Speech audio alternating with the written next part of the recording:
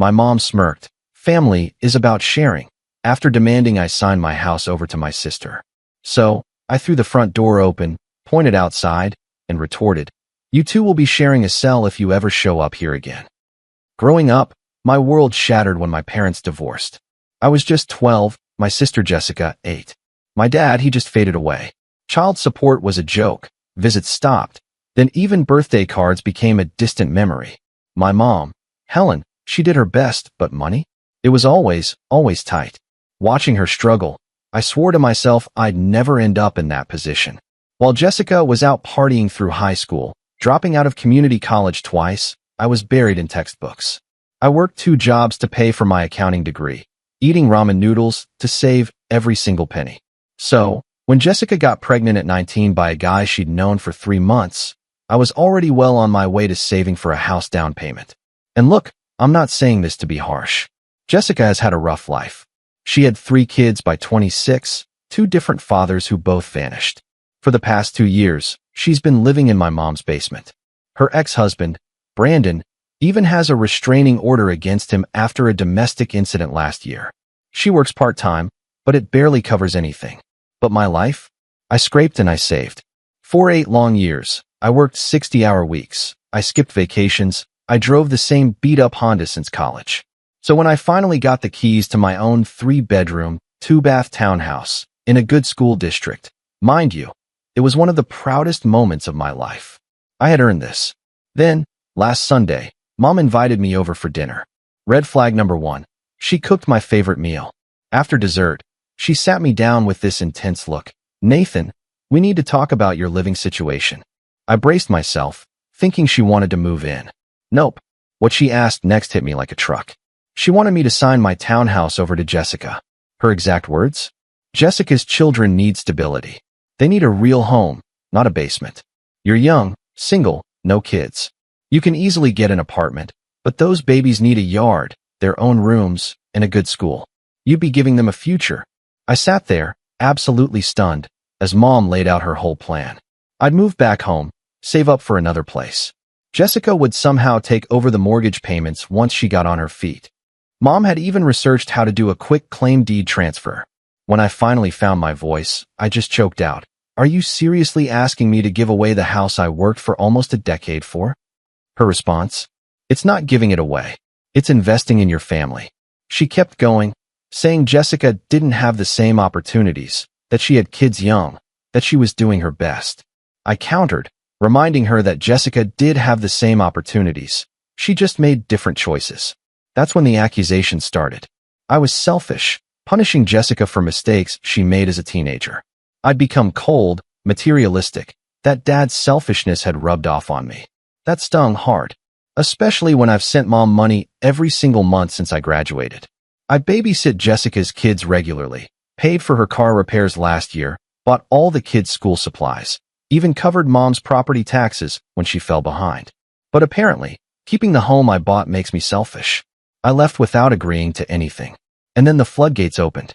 I got 17 texts from Mom about family responsibility. Multiple Facebook posts she thought I couldn't see, all about children who forget where they came from. A long, manipulative email from Jessica about her kids crying themselves to sleep in the basement. Then the flying monkeys started calling. 3 different relatives telling me to do the right thing. My Aunt May called me heartless. My cousin Michelle said I was the reason Jessica's kids will grow up in poverty. Even Mom's best friend, Carol, who's known me since I was 5, told me she was disappointed in the man I'd become. And you know what? I get it. Jessica's situation is hard. The kids, Emma, Michael, Olivia, they're innocent in all this. They don't deserve to suffer because of their parents' choices. But how is it my responsibility to give up my home? I've worked since I was 14. Every decision I've made has been careful, calculated, responsible. No kids until I was financially stable. No house until I had 20% down. No vacations I couldn't afford. Meanwhile, Jessica dated losers, partied away her opportunities, and had kids with men who wouldn't stick around. But when I express this, I'm told I'm victim blaming. That I don't understand how hard single motherhood is. That I'm privileged because I didn't have children young. As if my current stability isn't the direct result of a decade of sacrifice and careful planning. So, I had to ask myself, am I really being selfish here? Should family obligation extend to giving up your entire home? I felt like I was going crazy. Everyone except my best friend thought I was a monster. Even my girlfriend Sarah, bless her heart, said she understood where Mom was coming from, though she didn't think I should give up the house entirely. Maybe just let Jessica live there for a while. The guilt was eating me alive. I drive past Jessica's kids' daycare and imagine them in my yard, having their own rooms, going to the good elementary school nearby. Then I'd remember the years of overtime, the skipped meals, the nights I studied until 3 a.m. while working full-time, and I'd just get so incredibly angry all over again. What would you have done? I wasn't planning on sharing an update so soon, but something absolutely bonkers happened that changed everything. After hearing from so many of you, I decided to stand firm. Many of you pointed out red flags I hadn't even considered, especially about the mortgage transfer and Jessica's history of financial responsibility. So, I texted Mom. My decision was final. I would not be giving Jessica my house. The family explosion was immediate. Mom called me crying, saying I was condemning her grandchildren to poverty. Jessica sent me a voice message calling me names I won't even repeat here. Aunt May posted on Facebook again about family members who value property over blood. It was brutal, but I held my ground. Then yesterday, everything shifted. My neighbor Richard, a retired military guy who sees everything, texted me around 10 a.m. Saw someone at your house. Thought you should know. My blood went cold. He described a tall guy around 30, driving a black pickup truck. That sounded exactly like Brandon, Jessica's ex with the restraining order. I immediately left work and sped home. Sure enough, there was a black pickup in my driveway. But what I saw next, my jaw absolutely dropped. Jessica was carrying boxes from the truck into my house through my front door, using a key I'd given her for emergencies 2 months ago and completely forgotten about. I parked down the street, called the police, and approached carefully. Through the window, I could see Jessica and Brandon moving furniture into my living room. My own furniture was being stacked carelessly in the garage. When the police arrived, Jessica tried to play it cool. She told them she was house-sitting for her brother. Brandon, silent and knowing he was violating the restraining order just by being near Jessica. I showed the officers my deed, my ID, explained the situation. That's when Jessica broke down, crying, claiming I'd promised her the house and was now backing out. She said she'd already told the kids they were moving, enrolled them in the local school, even forwarded her mail. The officers made them leave and told Jessica she needed to return the key. Brandon was arrested for violating the restraining order. Turns out, it was still active, despite Jessica's claims they were working things out. But here's where it gets worse. While Jessica was crying to the police, she let slip that Mom had told her I'd already agreed to the transfer. That Mom had said I was just being dramatic, but would come around. Jessica genuinely thought I'd eventually cave and had decided to speed up the process by moving into my house. After they left, I went inside to assess the damage. They'd already painted over my living room walls. The color I'd spent a weekend choosing was now covered in bright pink. They'd ripped out my carefully installed shelving in the kids' intended rooms. My home office turned into a nursery. My desk and computer equipment piled carelessly in the garage. I called a locksmith immediately and had all the locks changed. Then I called Mom. The conversation was illuminating. Mom admitted she'd told Jessica the house was basically hers. She'd been so confident I'd caved to family pressure that she'd encouraged Jessica to start planning the move. When I asked about Brandon, Mom said Jessica deserved a second chance at love, that Brandon had changed, that the restraining order was just Jessica being dramatic during a rough patch. I couldn't believe what I was hearing. The restraining order was from when Brandon shoved Jessica down the stairs while she was holding baby Olivia. The man is dangerous, and Mom was facilitating their reunion. I told Mom she was no longer welcome at my house, that I was done being the family ATM, that enabling Jessica's poor choices was going to get someone hurt. Mom called me cruel, said Dad's abandonment had turned me cold, that I'd regret this when she was gone. I hung up. Last night, I got a call from the kids' school. Jessica had listed me as an emergency contact when she enrolled them, and they needed to verify information. I explained the real situation, and they thanked me for the clarification. Apparently, Jessica had told them she was the homeowner and I was a roommate who was moving out. Today, I'm getting security cameras installed and meeting with a lawyer about a cease and desist order. I'm also compiling receipts for all the money I've given Mom and Jessica over the years. It totals more than $30,000. The family harassment? It's intensified. I'm being called everything from heartless to evil. Aunt May drove by my house and yelled at me from her car. Mom's friend Carol left a voicemail saying she hopes I never have children because I'd be a terrible father. But then, something interesting happened. My dad, the one who abandoned us, reached out. Apparently, Aunt May posted enough on Facebook that it reached his side of the family. He called me last night, the first time in 3 years. He said he was proud of me for standing my ground. He also told me he'd left partly because of Mom's enabling of Jessica, even as a child, and her constant financial manipulation. He offered to help with legal fees if needed. I'm not sure how to feel about that, but right now, I'm focused on protecting my home and setting boundaries. Your comments help me realize this isn't about a house. It's about a pattern of entitlement and manipulation that's been going on for years. All right, buckle up, because the situation has just exploded into something I never, ever could have imagined. After that last update, I honestly thought things couldn't get any more insane. I was so wrong. I'm sitting here with my laptop, still trying to process what's been uncovered, and I just need to document this while it's fresh. Following that attempted house takeover, I hired an amazing lawyer specializing in family law and fraud. She advised me to do a full financial review of my family relationships and document everything. That's when the true unraveling began. First, those new security cameras I installed. They picked up something really weird. Mom has been driving by my house multiple times a day, but even more concerning, she was photographing my house and taking notes. My neighbor Richard even mentioned she'd asked him about my work schedule and whether Sarah stayed over often. Creepy. Then, 3 days ago, I got a call from Child Protective Services. Someone had reported that I was allowing children to live in unsafe conditions in my basement, claiming I was Jessica's landlord and refusing to fix mold issues that were making the children sick. CPS needed to investigate. Thankfully, the investigator, Miss Thompson, was professional and quickly realized the report was false. But she shared something chilling. This was the third report about Jessica's children in 2 months. All from different sources, all with contradictory information. That evening, my lawyer called with urgent news. She'd been doing background research and discovered something absolutely shocking. Jessica has been collecting child support from 3 different men for the same children. Here's how the scheme worked. Emma's biological father, James, pays $400 a month. Michael's father, Robert, pays $350. But here's the kicker. Jessica has been collecting $500 a month from a third man, David, claiming he's Olivia's father. The problem?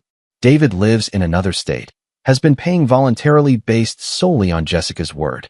He's never met Olivia, never had a paternity test, and Jessica met him during a work conference when she was already 6 months pregnant. But wait, it gets even worse. My lawyer discovered that Mom has been helping Jessica maintain this fraud. Mom has a separate bank account where David's payments go, which she then transfers to Jessica in small amounts to avoid detection. They've been doing this for 3 years.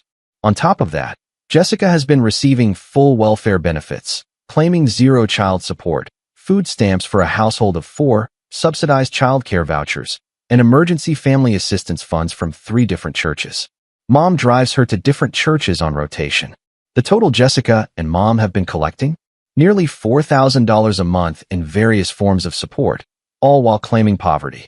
When my lawyer explained the legal ramifications of this, fraud, perjury, conspiracy, I felt physically sick. But she said it was crucial I knew before they tried to escalate further. And escalate they did. 2 days ago, I received a letter from a lawyer. Jessica was suing me for unlawful eviction and breach of verbal contract. She claimed I'd agreed to give her the house, and she'd suffered damages for my reneging on the agreement. She wanted the house, or $200,000 in damages. Her lawyer?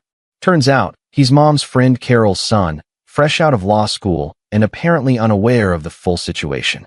My lawyer called him, laid out everything we'd discovered, and suggested he might want to verify his client's claims before proceeding. He dropped the case within hours. But the real bombshell came yesterday. Brandon's ex-wife, Melissa, reached out to me through Facebook. She'd heard about the drama through mutual friends and wanted to warn me. Brandon and Jessica have been together this entire time. The restraining order was a scam. They're con. Jessica gets the restraining order after a staged incident. This allows her to claim single mother status for maximum benefits. Brandon lives with his mother officially, but spends every night at mom's house with Jessica. The restraining order also conveniently prevents courts from forcing Brandon to pay child support for Michael, his actual biological son, because contact would violate the order. Melissa knows because Brandon tried the exact same scam with her years ago. She has documentation, text messages, even recordings of Brandon bragging about gaming the system. She's been trying to report it for years, but no one believed her because Brandon and Jessica are such convincing victims. Last night, I had a family Zoom call with Dad's side of the family, people I haven't spoken to in years.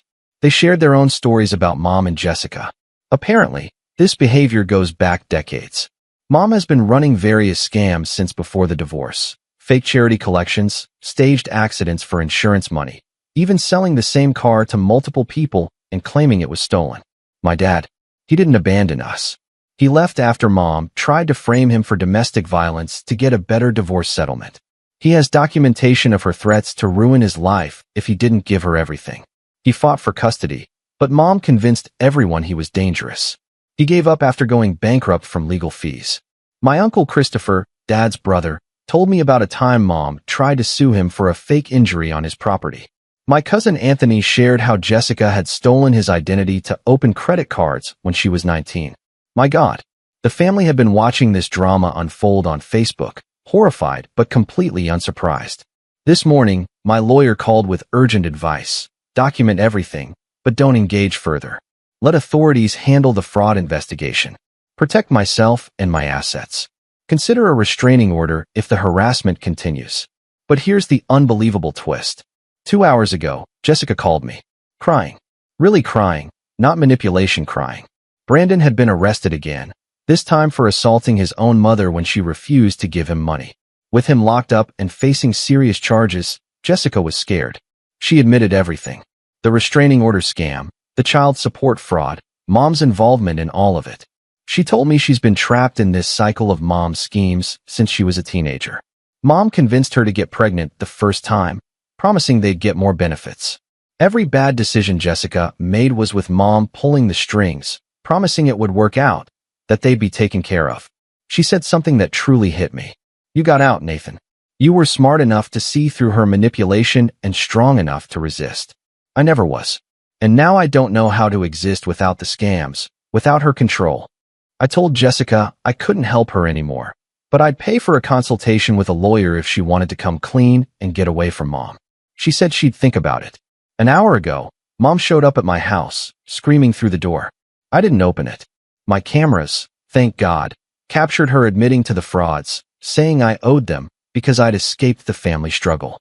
She threatened me, saying if I reported them, she'd tell everyone I'd abused Jessica's kids, that she'd make sure I never worked in this town again, that she'd destroy Sarah's reputation, too. I called the police. She was arrested for trespassing and making threats.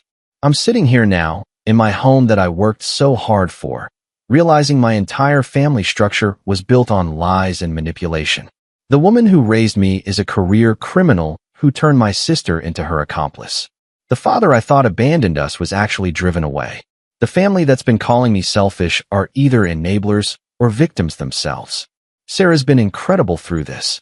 She helped me organize all the documentation. She's been staying with me for safety.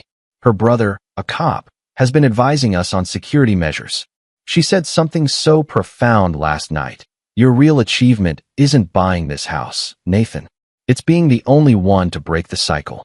Tomorrow, I meet with my lawyer to discuss next steps. We're filing reports with the appropriate agencies about the fraud. I'm also getting a restraining order against Mom, and possibly Jessica, depending on what she decides. For now, I'm just trying to process the fact that my entire life story, the struggle, the abandonment, the guilt, was all manufactured by a master manipulator who happened to be my mother. Okay, this will be my last update on this situation. The past 2 weeks have been a whirlwind of legal proceedings, family revelations, and finally, some resolution. After my last post, things moved incredibly quickly. The evidence I compiled with my lawyer, Jennifer, was absolutely overwhelming. We submitted reports to the district attorney's office for fraud investigation, to Child Protective Services for the children's welfare, to the IRS for tax fraud, and to 3 different state welfare departments. The investigation moved even faster than expected because, as it turns out, Mom and Jessica were already on the radar for suspicious activity. 3 different churches had compared notes and reported them. David, the man Jessica was scamming for child support, had recently hired a private investigator who'd already uncovered the truth. Even the welfare office had flagged irregularities. So here's what's happened. Criminal charges. Mom has been charged with welfare fraud, felony tax evasion, conspiracy to commit fraud, and identity theft. They even found evidence of other victims. Those terroristic threats she made at my house, captured on camera? That's another charge. Jessica has been charged with welfare fraud, filing false police reports for the fake restraining order, and custodial interference for hiding the children from their legitimate fathers, plus child support fraud. Both are out on bail awaiting trial. Mom is looking at serious prison time, possibly 5 to 10 years, given the scope and duration of the fraud. Jessica faces 2 to 5 years, but might get probation if she cooperates. The children. This was my biggest concern. CPS did a full investigation, and while the kids weren't physically abused, they were living in terrible conditions. The basement did have black mold, ironically making that false CPS report partially true. The children were being coached to lie about their living situation, and Emma, the oldest, was showing signs of severe anxiety from keeping all these family secrets. James, Emma's biological father, has been fighting for custody for years, but Jessica always disappeared when court dates came up. He now has temporary custody of Emma. Robert, Michael's father, was located in another state. He didn't even know Michael existed. Jessica had used a fake name with him. He's establishing paternity and wants to be involved. David, who'd been paying for Olivia, isn't her biological father as suspected. But in an unexpected twist, he still wants to help. He started a small trust fund for Olivia's education, saying no child should suffer for their parents' crimes. And Brandon's mother, Linda, has stepped up. Despite everything with Brandon, she's petitioned for temporary custody of Michael and Olivia. Since Brandon is Michael's father, and Robert needs time to establish his situation, Linda is a good woman who's been trying to help Jessica escape Brandon for years. Jessica's decision. After Brandon was arrested, Jessica finally broke. She agreed to cooperate with authorities in exchange for a plea deal. She's in therapy now, paid for by a victim's assistance program. She told me she's relieved it's over, that living in constant fear of being caught was destroying her. She admitted that Mom had been controlling her since childhood, that every major decision in her life was orchestrated by Mom for financial gain. The pregnancies, the men she dated, even dropping out of college. All Mom's ideas to maximize government assistance and child support. In a strange way, I actually feel sorry for her. She never truly had a chance to be her own person. Mom's reaction. Mom has cut off all contact with me, which is honestly a relief. But I've heard from other family members that she's spinning wild stories about being set up, about me planting evidence, about Jessica lying to save herself. Aunt May, though, finally saw the truth when the evidence became public. She called me sobbing, apologizing for not seeing it sooner. She admitted Mom had borrowed over $50,000 from her over the years for various emergencies that she now realizes were all lies. Dad's involvement. Dad has been incredibly supportive throughout this. He flew in to meet with me, and we had a long, emotional conversation about everything. He showed me court documents from the divorce. Mom had accused him of abuse, claimed he was hiding assets, even suggested he'd inappropriately touched Jessica, completely fabricated. He said the hardest part was knowing she was poisoning us against him, but being unable to fight it without looking like the bitter ex-husband. He remarried 5 years ago, has 2 young sons, and has built a good life. He invited me to visit, to meet my half-brothers. It's complicated, but we're slowly working on rebuilding something. My house. The damage Jessica and Brandon did has been repaired. Insurance covered most of it after I filed a vandalism claim. I've actually made some improvements, a better security system, reinforced doors, converting the garage into a proper home gym. The neighborhood drama has died down. Richard, my neighbor, told me he suspected something was off when Mom kept asking questions, but didn't want to get involved in family drama. He's been keeping an eye out, which gives me a lot of peace of mind. Moving forward, Sarah and I are stronger than ever. Watching her support me through this showed me what real family looks like. People who stand by you because they choose to, not because they want something from you. We're actually planning to get engaged soon. Her family has embraced me completely. Her mother, Sharon, said something that really stuck with me. Family isn't about blood, Nathan. It's about who shows up when life gets hard. I'm in therapy now, working through decades of manipulation and guilt. My therapist says I show signs of complex PTSD from growing up in such a toxic environment. It's hard work, but I'm finally understanding that my success isn't selfishness, it's survival. I've also connected with other survivors of family financial abuse through a support group. Hearing their stories has helped me realize how common this is, how many people get trapped in these cycles of manipulation and exploitation. The aftermath. The investigation revealed Mom and Jessica had defrauded various agencies and individuals of over $200,000 over the past decade. Mom had even taken out credit cards in my name when I was in college, which I'm now having to dispute. Several of Mom's flying monkeys have reached out to apologize. Carol's son, the lawyer, was horrified when he learned the truth and personally apologized for taking the case without due diligence. He's actually been helpful in connecting me with resources for fraud victims. The kids are doing better. Emma is in therapy and thriving with James. Michael and Olivia are adjusting to life with Linda. Jessica gets supervised visits for now. It's heartbreaking that it came to this, but those children finally have a chance at stable lives. Lessons learned. Looking back, the red flags were always there. The constant financial emergencies, the guilt tripping about family obligation, the way Mom isolated us from Dad's family, how she always painted herself and Jessica as victims, and the complete lack of accountability for any bad decision. I've learned that setting boundaries isn't selfish, it's necessary. That helping family doesn't mean enabling destructive behavior. That sometimes the most loving thing you can do is say no. To anyone dealing with similar situations, document everything. Trust your instincts. Don't let guilt override your common sense. And remember, you're not responsible for other people's choices, even if they're family. My house is peaceful now. The locks are changed. The cameras are rolling. And for the first time in my life, I feel truly free. I worked hard for this life, and I'm not apologizing for protecting it anymore. Thank you to every single one of you who commented on my original post.